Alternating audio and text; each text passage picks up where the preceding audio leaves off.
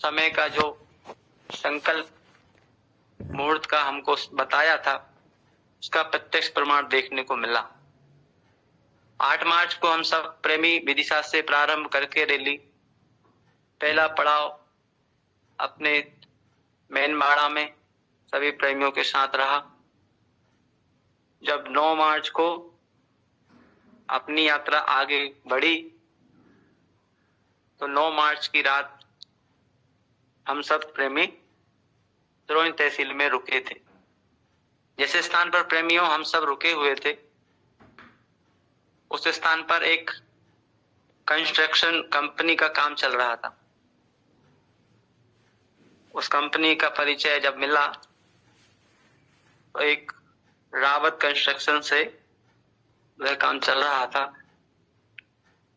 तो रात्रि के समय में सब प्रेमी जहां अलाव जल रहा था, आग ताप रहे थे, कुछ देर वहां पर अपन सबकी सामूहिक मीटिंग हुई। उसके बाद सब प्रेमी चले गए अपना अपना विश्राम आराम करने के लिए। तो अंदर से फिर इच्छा ये हुई कि थोड़ा सा बाहर भी अपना सब रख रखाव है, सामग्री वाहन सब कुछ खुले हुए स्थान पर रखी हुई है। तो हम पुनः उसी स्थान पर पहुंच गए। उस समय पर मैं था, दिनेश कुशवाहा जी थे, प्रकाश कुशवाहा जी थे, अरविंद लोधी जी और इनके साथ 1-2 प्रेमी भी उसी के पास में सो रहे थे। घटना लगभग 12:30 के आसपास की है।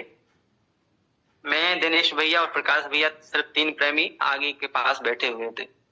तभी उस समय पर उस रावत कंस्ट्रक्शन कंपनी के मालिक झांसी से चले आ रहे थे और उसी स्थान पर आ पहुंचे। संयोग ऐसा था गुरु महाराज की दया से कि सोचिए हम सबका प्रेमियों का उस स्थान पर पड़ाव था, गुरु महाराज को झांसी से उस प्रेमी को भेजना रहा।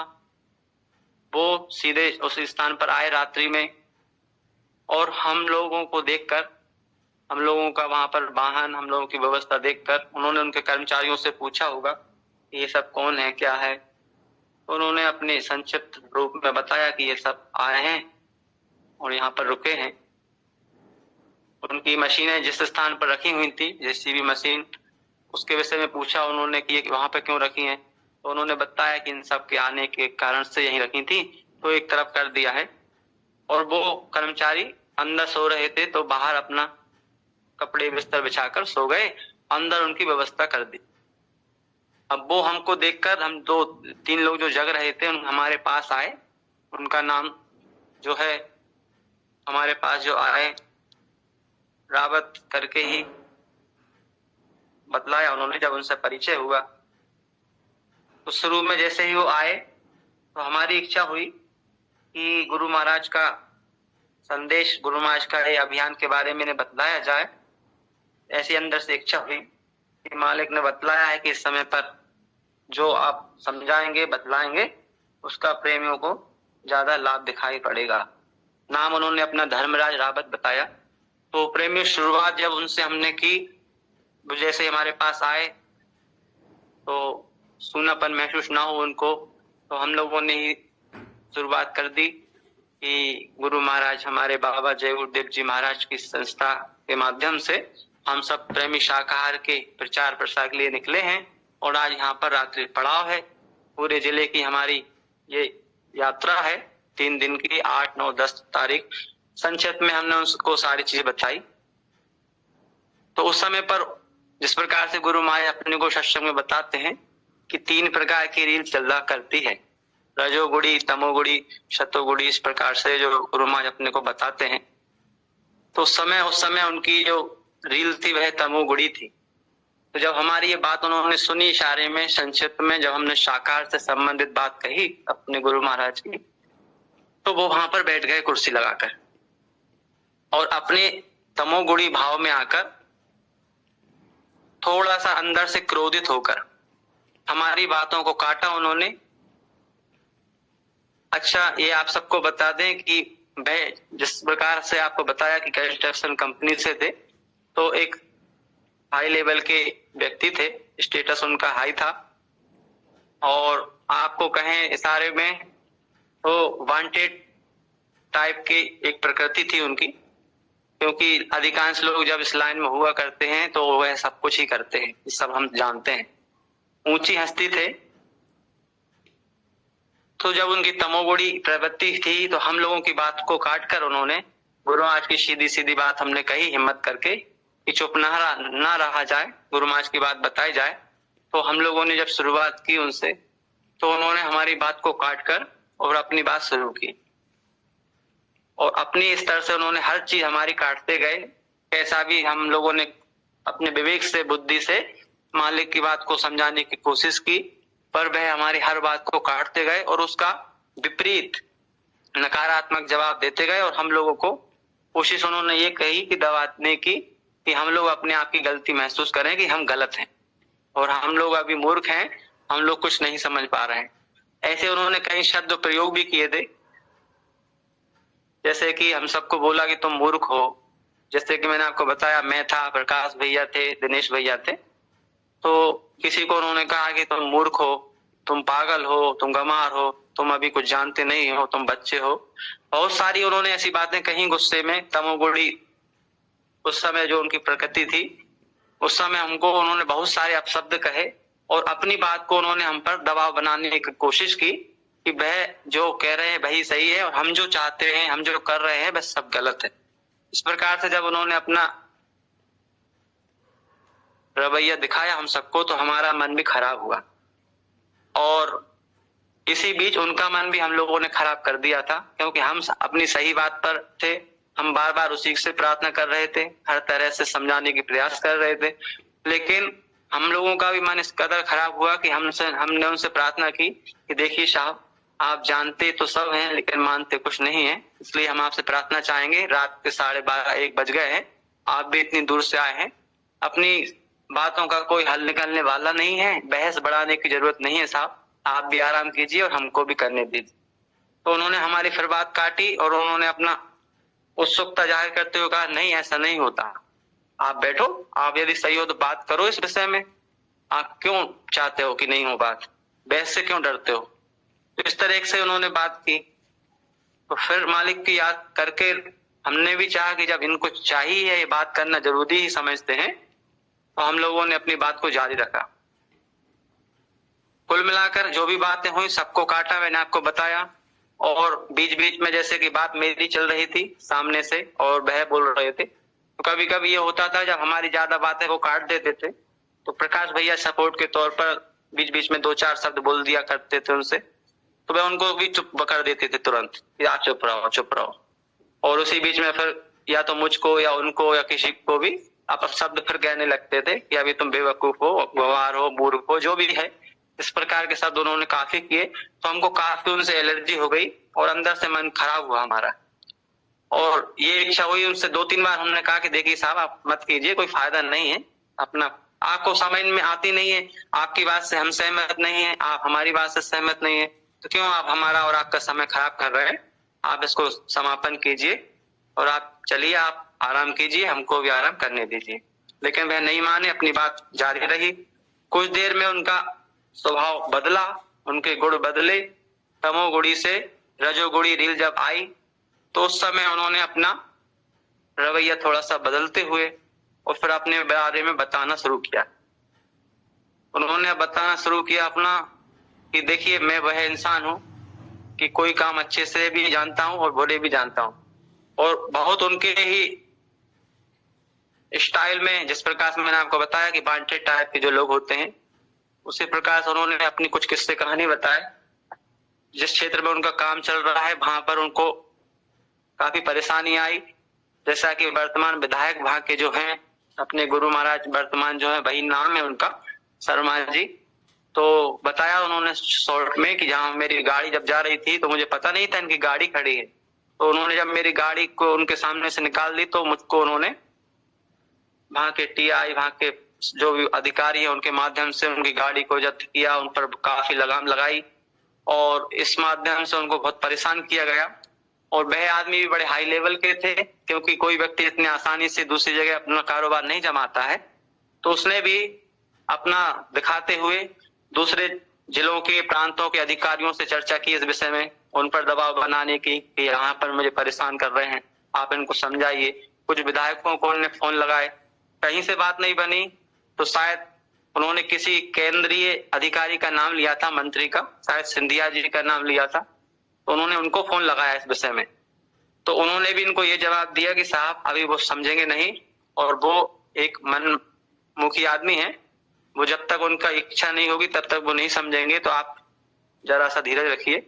कहने का मतलब ये रहा कि वहां के जो विधायक हैं बहुत अड़ियल टाइप के हैं, और उन्होंने हर तरह से प्रयास किया लेकिन ये विफल रहे। अंतिम में ये उनके पास गए, उनसे उन्होंने प्रार्थना की, मिलने की कोशिश की। जब उनके पास पहुंचे तो शर्मा जी बोले क्या चाहते हो? तो ये बोले कि साहब क्या चाहते हैं, आपका आशीर्वाद चाहते हैं, आपके यहाँ पर काम करना चाहते हैं, आपका आशीर्वाद रहेगा तो कर पाएंगे। इस प्रकार से उन्होंने अपना सारा बताते हुए वृत्तांत ये बताया कि देखिए काम अच्छे नहीं होता है तो हम बुरे भी जानते हैं, यदि नहीं भी होता तो हम करते, और मैं वो आदमी हूँ कि रिवॉल्वर रख के बात करता हूँ, क्योंकि हमें पता है कब कहाँ पे क्या जरूरत पड़ती है। भोलेपन का सीधेपन का जमाना नहीं है, तो इसलिए हम हर तरह के समय पर अपना काम कर लेते हैं। हम लोगों को मतलब उन्होंने कुछ अपना भाव जमाते हुए, दबाव बनाते हुए भी ये सब चीजें बोली, और कुल मिलाकर हमको तो सारी प्रेरणाएं मिली उनसे सीखने के लिए, बहुत सारी चीजें। अब बात करते हैं सतोगुड़ी रील की। जब गुरु महाराज की दया हुई, इन सभी विषयों को करते करते मालिक ने कुछ वचन गुरु महाराज की दया से ऐसे कहलवाए कि कुछ उनको असर किए, उनको चोट लगी कुछ वचनों से, उनकी ही बातों में वह फंसते चले गए। धीरे धीरे उन्होंने अपना हर तरफ से कोशिश की हम लोगों को अपने दबाव में रखने की। अब वो थे हाई लेवल के, हम लोग छोटे छोटे गरीब टाइप के प्राणी, बिल्कुल सीधे सीधे रहने वाले लोग, तो उनके सामने हम आप बताइए क्या बोल सकते हैं। बस मैं आपको इतना ही बता सकता हूँ कि स्थिति इतनी बिगड़ चुकी थी कि हम उनके पास बैठे थे, वो तो बस गुरु महाराज की दया रही, हम में से वो किसी को भी एक चांटा तक मार सकते थे, इतनी स्थिति बिगड़ गई थी। यह आप सबको मैं स्पष्ट बताऊं, लेकिन सब गुरु महाराज की दया रही कि गुरु महाराज ने हम सबकी भी रक्षा की, वहां पर बिगाड़ भी नहीं हो पाया, और ऐसे कोई प्रेमी भी नहीं आ पाया कि जो उन्हीं जैसे अड़ जाते तो वाद विवाद उस समय बिल्कुल हो जाता। ये बात कभी आप प्रकाश भैया से बात करेंगे, दिनेश भैया से बात करेंगे इस विषय में, सारी चीजें उनके सामने की घटनाएं हैं, तो वो आपको और भी अच्छे से समझाएंगे। और शायद अरविंद लोधी जी भी बहुत सी चीजें या पूरा सब कुछ सुन रहे थे क्योंकि पास में ही थे। तो जब कुल मिलाकर मालिक की दया से सतोगुड़ी रील आई, हम सब जो गुरु महाराज के संदेश, गुरु महाराज के वचन उनको समझाने की कोशिश कर रहे थे, तो उन्हीं की बातों में वे उलझते चले गए, और हमने भी बहस करते हुए जब वो बातों को आगे बढ़ाते गए और अपने जो मुख्य उद्देश्य थे उससे वो हमको भटकाते गए, तो हमने उनको फिर रिपीट करके वही वापस किया कि सबसे पहले आप जो बात अपने आप से शुरू किए उस चीज का जवाब दीजिए। तो कुल मिलाकर मालिक की ये दया हुई, कुछ शब्दों में भी उलझते चले गए और उसका वो जवाब नहीं दे पाए। तो मालिक की ये दया हुई कि उन्होंने वहीं जो अग्नि जल रही थी उसी अग्नि को साक्षी मानते हुए अपना हाथ आगे बढ़ाते हुए संकल्प लिया कि ये मैं आज संकल्प लेता हूं, आज के बाद मैं नॉनवेज नहीं खाऊंगा। सारी चीजें हमने उनसे पूछ ली थी, उन्होंने स्पष्ट कहा था। इंसान छुपे हुए नहीं थे, पूरे दिल के खुले हुए थे, जो करते थे साफ बता दिया। नॉनवेज खाते हैं हमने सब पूछ लिया था, घर में कौन कौन खाते हैं, बोले कोई नहीं खाता है, मैं ही खाता हूँ। सारी चीजें स्पष्ट हो गई थी, बच्चे परिवार की जानकारी भी हम लोगों ने ले ली थी, बातों बातों में सब चीजें सामने आ गई थी। जब सारी चीजों में गुरु महाराज की दया हुई, बातों में प्रभाव पड़ा, तो उन्होंने संकल्प लिया। ये मुद्दे की समझने की सीख हम सबको प्रेरणादायक ये रही कि इस समय पर जो मालिक ने कहा कि विशेष मुहूर्त है, आप लोगों को समझाओगे तो काफी लोगों को समझ में आएगा। उस हाई लेवल के व्यक्ति को बहस के दौरान भी मालिक ने हम सबको बचाया भी, और अपने द्वारा मालिक ने जो शब्द कहलवाए उन शब्दों का असर पड़ा। उस अग्नि को साक्षी मानते हुए उन्होंने संकल्प लिया और हमको बोला सबको कि मैं आज ये संकल्प लेता हूं, आज के बाद कभी भी नॉनवेज नहीं खाऊंगा, और मैं ही नहीं खाऊंगा, मेरे जो कर्मचारी हैं ये सब कंस्ट्रक्शन लाइन में, मैं ये भी बताता हूं कि इन थोड़ा सा अपशब्द प्रयोग करते हुए उन्हीं की भाषा में उन्होंने बोला कि मैं इनको भी नहीं खाने दूंगा, ये भी मैं इतना वचन लेता हूँ। साथ में एक चीज और बोली, हाँ ये चीज मैं भी साफ बोल देता हूँ कि शराब जरूर कुछ दिन में अभी पीऊंगा। शराब को मैं नहीं छोड़ सकता, मेरी कुछ स्थिति आप लोगों को बता नहीं सकता हूँ। कभी कभी ऐसी स्थिति रहती है कि मुश्किल होता है सोना, समय निकालना, वह हम सब जानते हैं दुनिया वालों की सिस्टम क्या है। तो उन्होंने उस चीज को भी स्पष्ट कहा, तो हमने भी उन पर ज्यादा प्रेशर नहीं डाला। हमने बस इतनी प्रार्थना की, देखिए साहब ये आज आपने जो संकल्प लिया है हमारे लिए सबसे बड़ा आज की हमारी सफलता है, हमारी जो यात्रा है। हम तो यही सोचते हैं कि आपके यहाँ पर आकर आपसे भेंट होकर ये संपन्न हुई और हमारी सफलता हमको मिली, क्योंकि हमारा अभियान ही यह है कि गुरु महाराज की दया सभी पर हो, सब शाकाहार अपनाएं और नशा मुक्ति से अपने जीवन को सुधारें। तो हमने उनसे यही प्रार्थना की कि हमें विश्वास है गुरु महाराज ने आज आपको ये संकल्प दिलाया, आपने अपनी इच्छा से लिया, तो आप आगे चल के कभी न कभी इस पर भी चिंतन करेंगे, तो इसमें भी आप जब बुराई पाएंगे तो इसको भी आप छोड़ देंगे। लेकिन ये बहुत खुशी हुई साहब कि आपने शाकाहार का संकल्प लिया है। लेकिन प्रार्थना हमने उनसे ये कही कि साहब जब आपने अग्नि को साक्षी माना है तो आपसे प्रार्थना है कि आप इसको याद रखिए, क्योंकि अग्नि में आप सामने बैठे हैं और अग्नि का आपने साक्षी मानकर ये आज आपने संकल्प लिया है। तो उन्होंने फिर हमको समझाया कि देखो अग्नि ऐसी चीज है जिसमें सारी चीज भस्म हो जाती है। हर तरह से उन्होंने अपने को समझाया, कहा कि जो माता पिता की नहीं समझ सकता, नहीं मानता, वो किसकी मानेगा। तो अग्नि का उन्होंने समझाते हुए कहा कि अग्नि को मैंने साक्षी माना है तो माना है, मन से संकल्प लिया है तो लिया है, मुझे नहीं खाना है तो नहीं खाना है। बहुत अच्छे से उन्होंने बार बार, जब हमने उसी बात को याद दिलाया कि आपने संकल्प लिया है तो संकल्प को मत तोड़ना, यही प्रार्थना है हमारी, आपसे चरण छूकर प्रार्थना है। हम लोग थोड़े सा दीनता में और आए क्योंकि हमारा काम बन गया था गुरु महाराज की दया से। तो हमने अपने आप को हर तरफ से समर्पित करने की कोशिश की और अपने द्वारा जो भी आप शब्द निकले हों उनको समझाने में हर शब्द की माफी मांगी कि हम सब आपके बच्चे हैं, आप पिता तुल्य हैं हमारे लिए। हमें बहुत खुशी हुई कि आपने बात को स्वीकारा, गुरु महाराज की दया हुई आप पर, आप हमको माफ करेंगे कोई भी गलती हुई हो। कुल मिलाकर मालिक की दया हुई, सतोगुणी भाव जब आया तो प्रेमियों आगे की आपको बात बताऊं, उनके ससुर साहब सत्संगी हैं। ससुर साहब की उम्र लगभग 70 साल की है। इस उम्र में भी रोज सुबह और शाम 2-2 घंटे साधना करते हैं। जब ससुर साहब सत्संगी हैं तो उनकी बेटी भी सत्संगी तो है ही, उनकी बेटी उनके घर में है। और आप सब सोचिए प्रेमियों कि ससुर जी ने, उनकी बेटी ने, यानी कि उनकी घर की पत्नी ने उनको कितना समझाया होगा, कितनी कोशिश की होगी। लेकिन गुरु महाराज की दया देखिए कि उन लोगों ने भी जिस प्रेमी को शाकाहार नहीं अपनाने की पूरी सफलता पाई और अभी तक वह बिगड़ते रहे और खाते पीते रहे।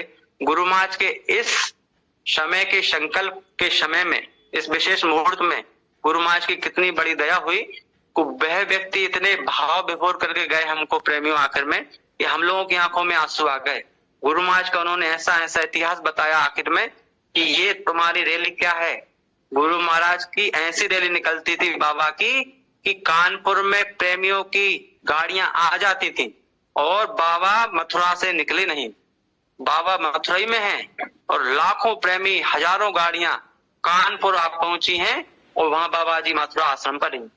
ऐसे ऐसे गुरु महाराज की शब्द उन्होंने, मालिक की दया के जलवे, कोई नेता हो कोई मंत्री हो सब उनको सलाम करते थे। किसी की क्या माई के लाल की मजाल है कि उनको कोई परेशानी उत्पन्न कर दे। उनके यात्रा में, उनके काफिले में काफी चीजें मालिक की दया से उन्होंने सुनाई हमको, क्योंकि उनके ससुर साहब तो नामदानी है ही, घर से पत्नी भी हैं, काफी चीजें उन्होंने सुन रखी होंगी, समझ रखी होंगी, लेकिन अपने जीवन में अमल नहीं कर पाए थे। कुल मिलाकर प्रेमियों इतनी दया रही, इतनी दया रही मालिक की कि हमको तो गुरु महाराज ने ये सिखाया कि समय के आदेश में जो चला करते हैं, पालन किया करते हैं, हकीकत में उनका खुद का अनुभव, उनकी दया मालिक की उन प्रेमियों पर बराबर रहती है।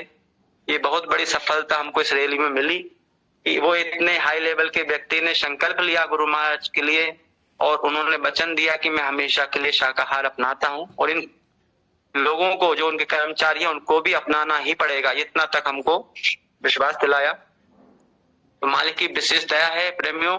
अपने जो अभियान हम लोग चला रहे हैं गुरु महाराज की दया से मिलजुल कर, आप सबसे भी प्रार्थना यही है कि जब जैसा आदेश मिले उस आदेश के प्रति समर्पित रहिए, विश्वास रखिए और थोड़ी हिम्मत उत्साह बनाकर विवेकपूर्ण शब्दों का उपयोग करके जब आप किसी को भी समझाएंगे तो विश्वास है कि गुरु महाराज की दया होती है। लेकिन अपने आप को ही ना आप सामने रखें। कभी भी जब गुरु की चर्चा आप करते हैं तो आप अपना दिमाग ना लगाएं, अपनी बुद्धि ना लगाएं। जो गुरु का समय का आदेश है, जो दिशा निर्देश है, जब हम उन सबका ध्यान रखेंगे तो ऐसी बात नहीं है कि हमको कोई फायदा ना दिखाई दे। इसलिए आप सबसे भी यही विनती और प्रार्थना है कि हर आदेश में कोशिश करिए कि हम भी कहीं ना कहीं उसका हिस्सा बने, भागीदार बने। और एक प्रार्थना और आप सबसे करना चाहते